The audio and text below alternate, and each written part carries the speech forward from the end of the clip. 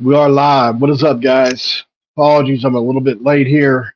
Uh, I was running behind, so I do apologize for making you guys wait a few extra minutes there. So, if you guys haven't heard the news, at this point, it's pretty speculative, in my opinion. But based on past history, I would say there's a lot of credence to be lent to this. As I add these in, give me just a second so that I can pull them up for you guys.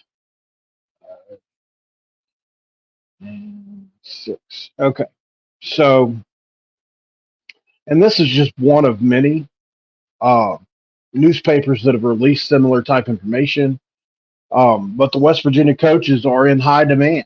And this is from multiple sources out that way in Alabama, where Troy is located.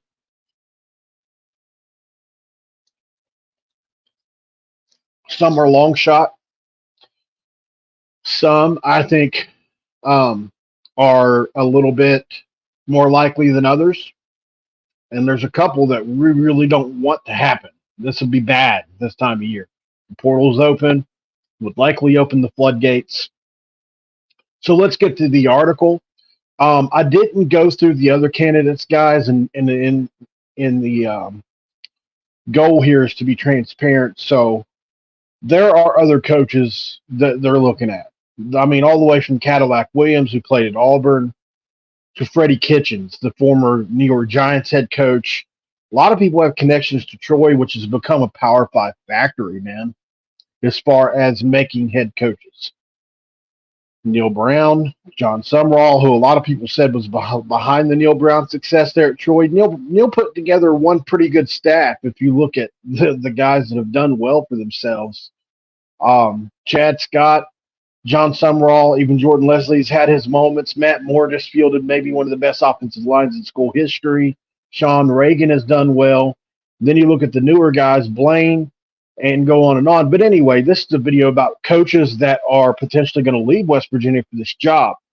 And the Montgomery Advisor released an article yesterday at 5:30, I believe it was. It says Troy football coaching search hot board, 11 candidates, including Cadillac and Kitchens. So I'm going to be talking about the West Virginia coaches, obviously, for the purposes of this video. But with John Sumrall taking the Tulane head coaching job, there is once again a Troy football coaching search, 2 years after the Trojans hired Sumrall to lead the program. This time around, the search is to continue a new standard that Sumrall built in arriving after three straight 5-7 seasons. Sumrall was making $1 million this year per the USA Today Sports Database. Here's one of the candidates. Matt Moore, no head coaching assistant experience. He was an assistant at Troy, Texas Tech, Hoover High. WVU assistant head coach and offensive line coach. Another coach with Troy experience. Moore worked under Neil Brown in 06, 15, 17, and I don't know what they don't have now there, but he was he has high school experience in Hoover and in Georgia. And if you guys don't know, Hoover is legendary high school there in Georgia or Alabama, and it's just truly one of those spots that like people look at, kind of like it's a factory for big time players and talent. So let's talk a little bit about Matt Moore and what kind of loss that could be. Well, we've already locked up our offensive line for this year. 3 of our guys have signed on the dotted line in the NIL department. Would that affect them? In this case, I don't think so, because these are mostly West Virginia boys, and they're playing for the state rather than a coach. This is just my outside looking in perspective on it. And while Matt Moore is probably a long shot to get this job, a lot of dominoes would have to fall negatively for Troy not to hire somebody before Matt Moore. So personally, I feel like he's probably a long shot to get the job. Although he's done a really good job, even though he was been much maligned. A lot of people wanted him gone before last year, and really I think he's done a good job. Sean Reagan. No head coaching experience, assistant at Troy and Texas Tech, current spot West Virginia. A coach who has ties to Troy football, working as a graduate assistant and quarterbacks coach under Troy, former Troy coaches Larry Blakeney and Nuno Brown. Reagan was a part of the Troy staff that won two sunbelt conference championships. And something you'll see that's a continuing theme for them guys, similar to how we are here at West Virginia.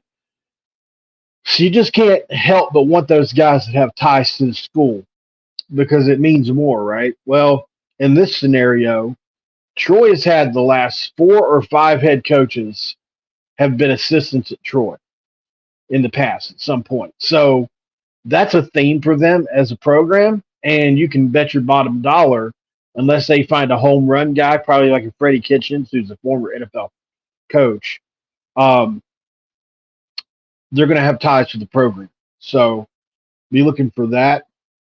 As far as Sean Reagan goes, though, he's done a pretty good job as the quarterback's coach. He's really worked all around the lineup. He's done some special team stuff. He's done some linebackers. He's done tight ends. He's done a lot. So, really great job done by Sean Reagan. He would, in my opinion, on this list, be the least biggest hit that I know of. Now, there could be some players on this team that would gut us that are close to him that I don't know about. Maybe Nico, maybe Garrett. I don't know. But to me, just from looking at it, he would be the guy, like, if I had to pick, that I would want to leave over all the others. Rich Rodriguez is on there, and I thought this was interesting. And maybe he's probably one of the more likely candidates. You know, he just jumped into Division I with Jacksonville State, which is also in Alabama. And now you look to jump up just a level to Troy, which is up a level, just a little bit to the Sun Belt from where they're at. A head coach in Alabama already, it would be a move up for Rodriguez, but Troy presumably need to pay more than $1 million. But Jacksonville State is paying him, who would bring a veteran mindset to the job and found success at smaller schools before emerging as a force at West Virginia.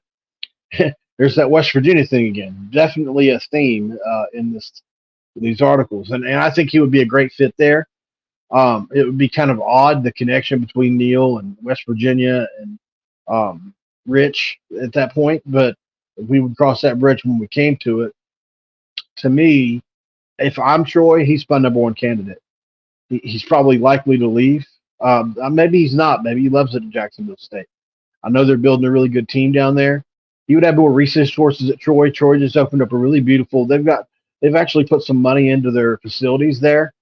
And at those levels, facilities really do matter. So, in my opinion, he'd be my number one candidate if I was Troy, outside of a couple other obvious names.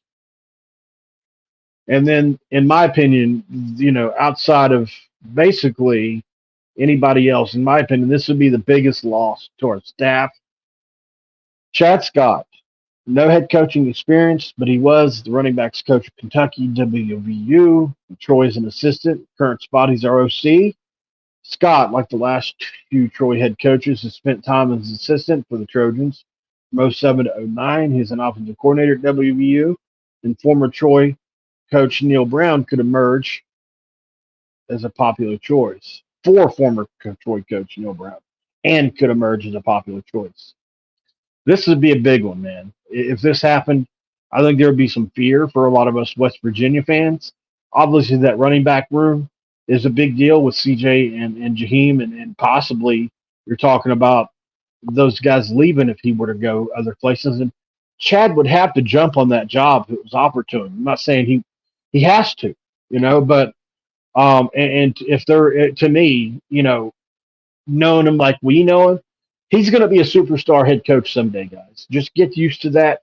Chad Scott's going to be successful. I think I can say that more confidently than I can say almost anything else.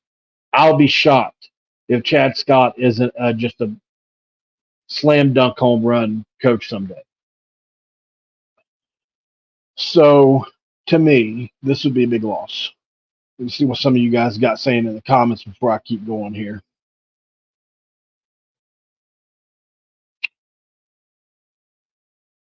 What's up here from Twitter? What's up? Shh.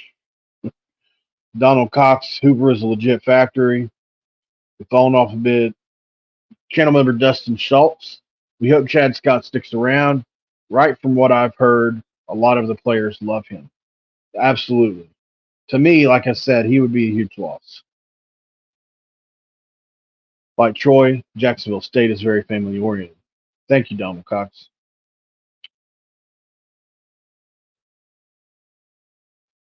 There's no doubt about it, man. And then not on this list, but in other articles he's mentioned, defensive coordinator Jordan Lesley, who is probably, I've got a fly in the house. Most people think he might be their most realistic candidate.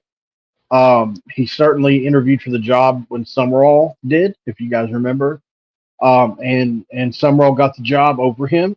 It was between those two. Bama 25 says Leslie would be the next Troy head coach if he wants it. That's interesting to hear. Not sure the ramifications that would have on this team. There's not. I mean, there is a lot to lose. I don't know what you do. Do you promote from within at that point? There's not very many people on the roster with head coaching experience or defensive coordinator experience. So it would be bad timing, this late in the coaching searching season to try to nab a defensive coordinator. But there are guys out there if you want to pay them.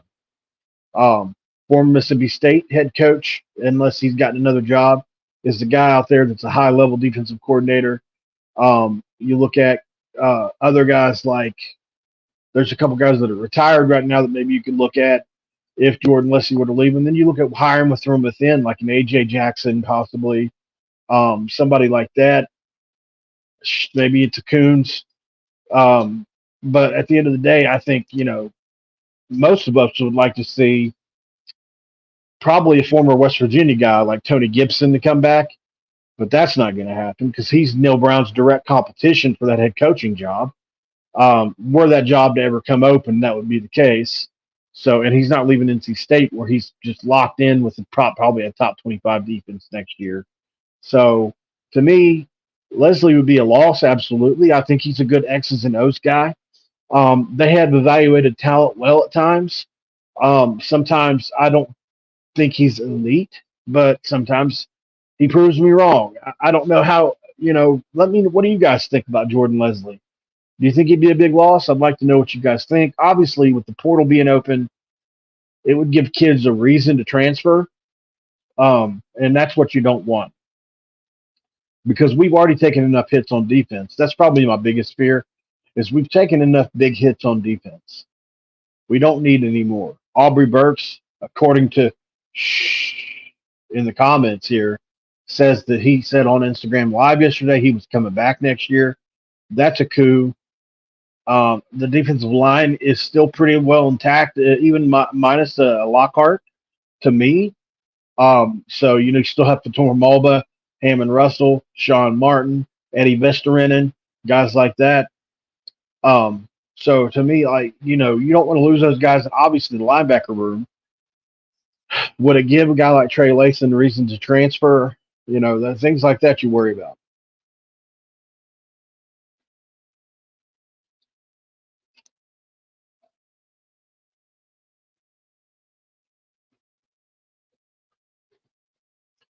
Maybe. I mean, I think West Virginia, you're a Power 5 university. You don't want to lose a coach, and not replace him with a coach. So I would be very disappointed if that were the case. I would much rather see a coordinator, whether it's Group of 5. I don't care if you get him from Mount Union, somebody with defensive coordinator experience, bring him in. Neil Brown is a guy outside of Graham Harrell that likes to hire coaches he's been around before. Maybe there's somebody he's floating around out there that we just don't know about. You say that, but I mean, he's had his ups and downs. You know what I'm saying, Bama? I'm not saying that he's not a great coach, but there's a couple things I point to that, in the off season coming into not this year that just ended, but last year, when they really preached about those DBs they got in the portal and things like that, that they were supposed to be, bigger, stronger, faster, better players, and they really missed on some of those guys. And then so I've kind of held that against him a little bit. The evaluation of like three different guys we brought in. Now Floyd and Hershey McLaurin actually ended up playing well this year, but not last year when they brought them in. When we needed them to. But to me, obviously a big loss. I'm not saying it wouldn't be, but I would take Chad Scott before. To me, I would rather have Chad Scott. Um, there's much more to lose on the offensive side of the ball. So let me know how you guys feel about that. TPW Riggs, how you doing, brother? He says he don't like Lesley. I mean, he's really not easy to like as far as like his personality goes and stuff. To me,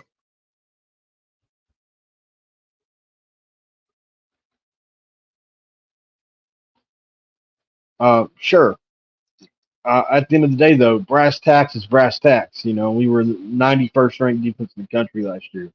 Not all on him, but that's 2 years in a row with a really bad finish on the defensive side of the ball, right?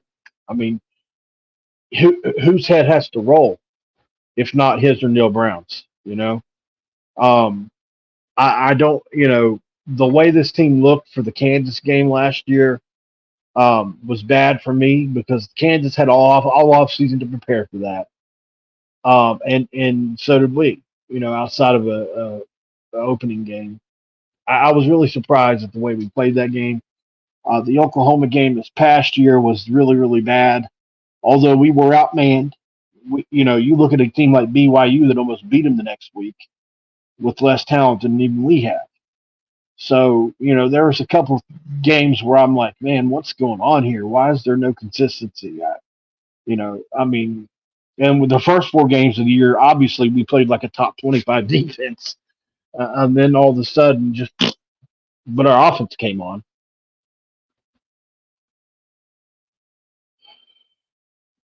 Absolutely. Bilal Marshall is who you're talking about, John. Yeah, I think Bilal Marshall's another up and coming star. Absolutely. Definitely be excited to see how they and they're actually, I think there was a kid from Elon on campus yesterday. His John Carlos something tied in that they were that visited. So it'd be nice to nab one of those guys. I haven't had a chance to watch tape on that tight end yet. Has anybody else watched tape on the tight end that visited yesterday? That was on my to-do list today, was to watch some tape on some of these transfers that have come in because it's been hot and heavy, guys. To be honest with you, I haven't been able to keep up with it all. We have a list, a rolling list. Coos from Coos' Corner, John Carlos Miller. Thank you, Bama. Um, John Coos, Jordan from Country Roads Webcast, and myself have a group chat, and where we are basically keeping a log of all the players incoming and outgoing. And Jordan is really good at lists. I'm really good at contacting players, and Coos is really good at everything else going on in that situation. So to me, we've got a pretty good thing going as long as we keep up with it. So trying to keep up with it, but it's tough.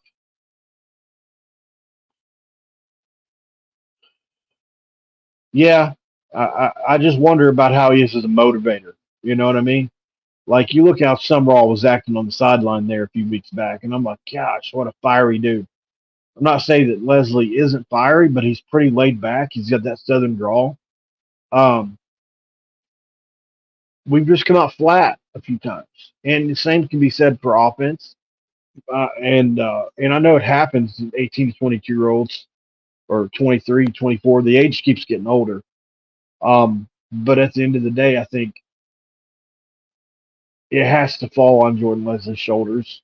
The way this team finished on defense was not good.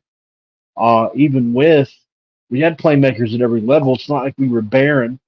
Aubrey Burks is an above average safety, no doubt about that. Even though he didn't have the All American year we were all expecting. Obviously, the very first few games of the season, Trey Lathan was just an absolute stud.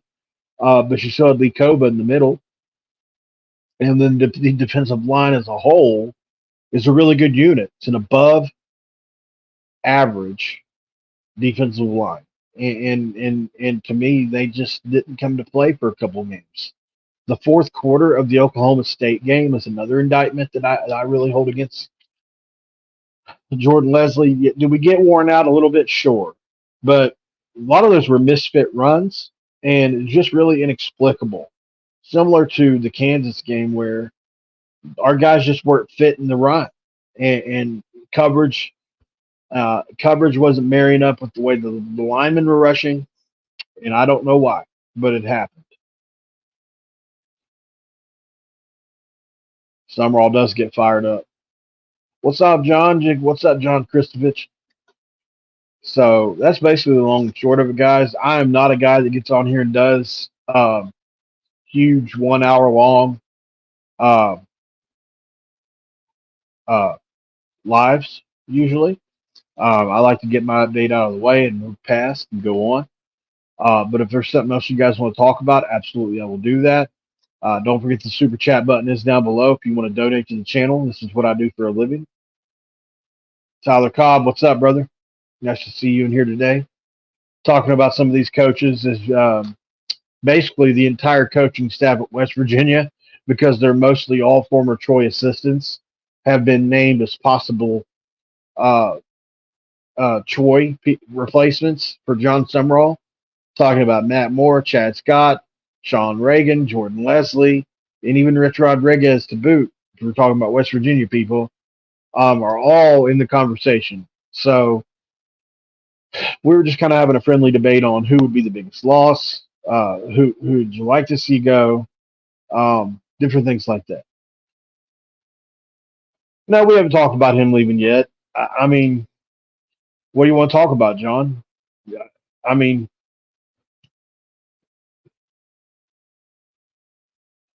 he left. It was money related. If you guys don't know, my sources tell me that it was financial decision. So same thing with James Hurd. Some of these guys are looking at what their peers get, and they want similar money. Um, and there are guys out there that are. Remember, Mike Lockhart was a guy who, in 2 or 3 years, never played really, but sparingly at Georgia Tech. He got into Mike Joseph's weight program and Andrew Jackson's defensive line room, and really changed his body and his game around. He learned from Dante Stills and has become a good player, and kind of a stepping stool for him. So I'm a little salty over it because I feel like he had a good thing at West Virginia. Maybe it was mutual, maybe there was something there, but from what I understand, it was basically financially motivated. James Hurd had a tough freshman year. He was injured his entire freshman year. And the coaching staff continues to bring edge after edge in. Jared Bartlett still might return. Am I wrong about that? Doesn't he have some eligibility? I don't think we've heard on him yet. But if anybody knows about Jared Bartlett down below, I think he walked on senior day, but I think he could still come back. I'd like to know if anybody knows about that situation with him. Seems like he's been at WVU forever. Yeah, Bama 25. I always called him the Dancing Bear because of his Instagram handle, or his X handle, Big Grizzly. I found it to be pretty clever, funny. So his name, not mine. So yeah, but it's a loss, no doubt about it. And he's a good player. He's a starting Power 5 player most places. He's turned himself into that. He wasn't when he got here, but he's replaceable. I do think that, whether from within, Hammond Russell, somebody like that, and maybe that's what he was worried about. He saw one of those guys coming. But Mike's a big loss, no doubt about it. I don't want to throw shade his way or anything. I just basically know it was pretty much financially motivated, and you got to trim fat somewhere, guys. If you want to keep Jaheim White, sometimes you sacrifice a Mike Lockhart. Does that make sense? So, oh, that's cool. Fan of W in Thousand Oaks, California. Robert Gurney, thanks, man. If you're not subscribed to the channel, hit that subscribe button for me, brother. Really appreciate that. Thanks for coming on. As you guys know, I was a big James Hurd fan. Most of you guys that are regulars, I projected him to be a freshman All American, similar to what Gene White just did. I really felt like if you go watch James Hurd's tape, obviously he was a 4-star player. He was an elite pass rusher coming out of high school, and I really thought he projected well to the Power 5 level. I thought he was going to play well in that bandit spot, and then he got hurt and never saw the field. So a lot of times kids just need a fresh start after those kind of things. So unfortunately, we're not his first transfer spot. We're his second. We're not the place he transfers to, and wherever he goes next will be where he stays until he's a graduate. So unfortunately, with these young guys, you're always worried. You have to re-recruit them every year. And same with James. I really thought he was going to be a replacement for Bandit this year, and it's not happening. So I am definitely upset over it. Wow. Hey Jeff, that means a lot, man. It really does. I really do appreciate that. This is what I do for a living, man. Like I say all the time, I don't have another job. I give my everything to this. You guys look at the content I put out the last 2 days. I did 3 videos yesterday, two on my football channel here, one on on our basketball channel I have with Coos, and I'll do more today. So I try to get you guys updated as best as I can. Uh, I have a rolling conversation going on with several people in the media, several people that are connected pretty closely with WU Sports, and I try to bring that to you guys. And I'm very transparent. I don't lie. I make it a point not to do that. And anytime I'm able to, and people, if there's anybody in the chat that see me do this, whenever I have conversations with players, I usually ask them if it's okay if I use those conversations in my videos because I want to have credibility. I'm not looking to be somebody that's a shock jock. I want to have credibility. If it takes me forever to get there, fine. Okay, enough about me. Sorry about that. But thank you for the Christmas thing, man. That means a ton. I hope he comes back too, man. I really do. I thought he was gonna have a bigger impact last year. Maybe a year in the program will do him good. Here's the thing. Unless he's just done with football and wants to retire, I mean, he doesn't have an NFL future, and I mean, unless he just thinks he can get on a roster. But what I saw on tape, man, it was good. And you guys saw what he did in the spring game. He dominated the spring game. I don't know why he didn't make the field. He's not necessarily a run stuffer. He's more what Dante is. He's an elusive defensive tackle. He can come off the edge a little bit. I'm with you, man. I would love to see him return this year. No doubt about it.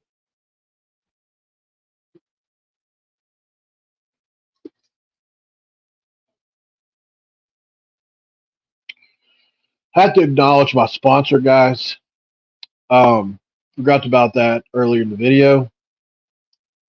This episode of Mountaineer Paul Talks Football is brought to you by Dutch Miller Automotive, where friends and family pricing means you get the best deal right up front on any new or pre-loved vehicle in stock every time.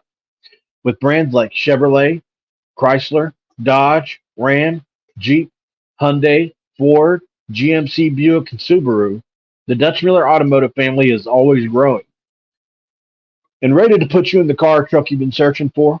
Check out our inventory across West Virginia at DutchMillerAuto.com, or you can come in today to one of the many locations throughout West Virginia, only at our place with friends and family pricing, and only at a Dutch Miller Automotive store near you. All right. Thank you guys for letting me do that near you.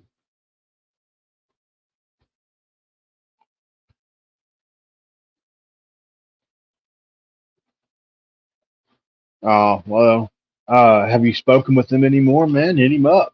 A lot of these players will, I mean, they'll tell you, you know? So, yeah, absolutely. That viral video of him dancing was awesome, man. It definitely endeared him to me, you know?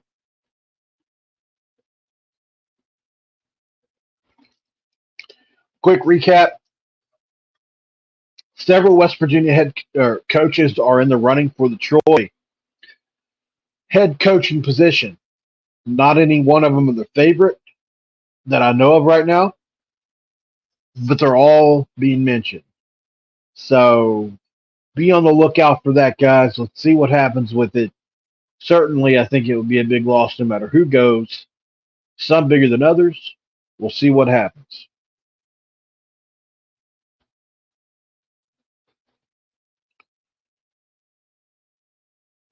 Civil Mark, what I understand, the most people think he's going to stay. Um, I don't. I know he loves West Virginia. He loves Morgantown. Doesn't want to go learn another offense. I think he understands that Garrett, the way he plays, is only one play away from an injury and maybe even a serious one. So he's right in the thick of it, and maybe he even has a shot in camp to really impress the coaches and push Garrett. Who knows? Not everybody wants to hear that, but he could do it if he upped his game to its max level.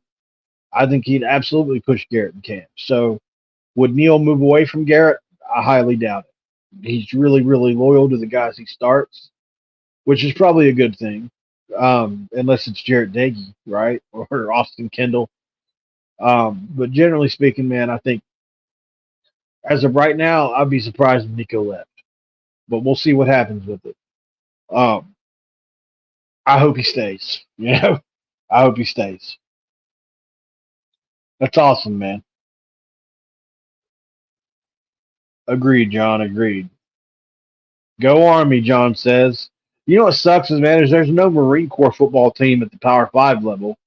So, and of course, I was in the Marine Corps from '03 to '07. So, um, unfortunately, don't have anybody to root for other than uh, the Marines.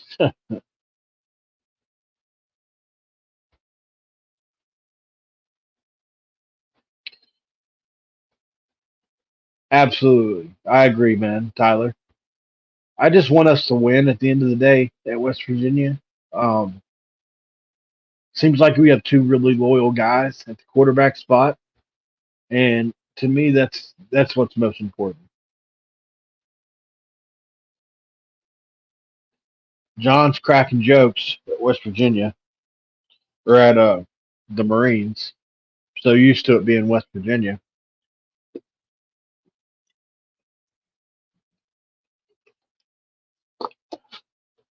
Mouth gets dry when I talk like this. Yep. I actually had a nickname growing up, Jughead. So it's pretty close.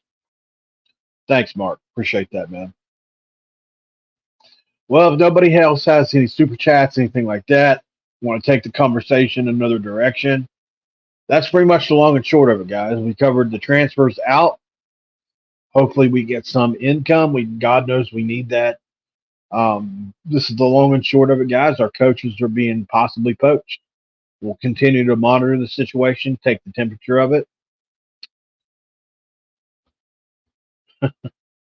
One, two, three, four. I heart the Marine Corps. Nice. Appreciate that, man. Um, and we'll see where it goes, guys. I always appreciate you all. You support me. You come to watch my videos, um, and give me some meaning in life, and that really means a lot. It really, truly does.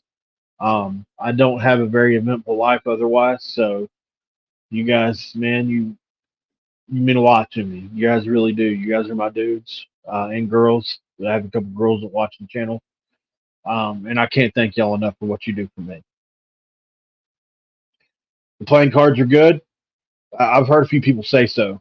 I've heard that. So um, let's watch the Mountaineers win this basketball game today. Maybe we'll get lucky and see Raekwon Battle back in the fold. But maybe Team Kerr will come back at the same time next week. We'll see.